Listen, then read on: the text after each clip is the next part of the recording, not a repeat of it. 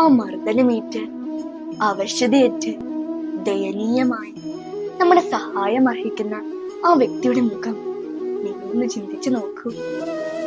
അയാളല്ലേ നാം ഓരോരുത്തരുടെയും അയൽക്കാരൻ. അവനെ കണ്ടിട്ടും കാണാതെ പോയ പലരും അവർ ദുഷ്ടന്മാരായതുകൊണ്ടല്ല അവനെ ശുശ്രൂഷിക്കാതിരുന്നത്. അവർക്കുള്ളാലെ അവനോട് അലിവ് തോന്നിയിരിക്കാം, അവനു വേണ്ടി പ്രാർത്ഥിച്ചിരിക്കാം. പക്ഷേ അവർക്കാർക്കും അവനെ സഹായിക്കാൻ സമയമുണ്ടായിരുന്നില്ല. അല്ലെങ്കിൽ അവരുടെ സ്വന്തം ആവശ്യങ്ങളെല്ലാം ഒതുക്കിയതിനു ശേഷം സഹായിക്കാം എന്ന് ചിന്തിച്ചിരിക്കാം. നാമും ഇങ്ങനെയൊക്കെ തന്നെയല്ലേ?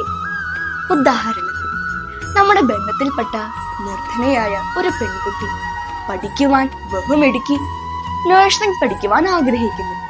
അവളുടെ പഠനത്തിന് അവളെ സഹായിക്കാതെ അവൾ കഷ്ടപ്പെട്ട് വിദേശത്ത് പോയി നല്ലപോലെ പണവും സമ്പാദിച്ച ശേഷം അവളുടെ കല്യാണത്തിന് നാം അവളെ അങ്ങ് സഹായിച്ചേക്കാം എന്ന് ചിന്തിച്ചാൽ അപ്പോൾ അവൾ നമ്മുടെ അയൽക്കാരിയാണോ? ആവശ്യമുള്ള സമയത്ത് നമ്മുടെ സഹായം ആവശ്യമുള്ളവനല്ലേ നമ്മുടെ അയൽക്കാരൻ? ഒന്ന് ചിന്തിച്ചു നോക്കൂ.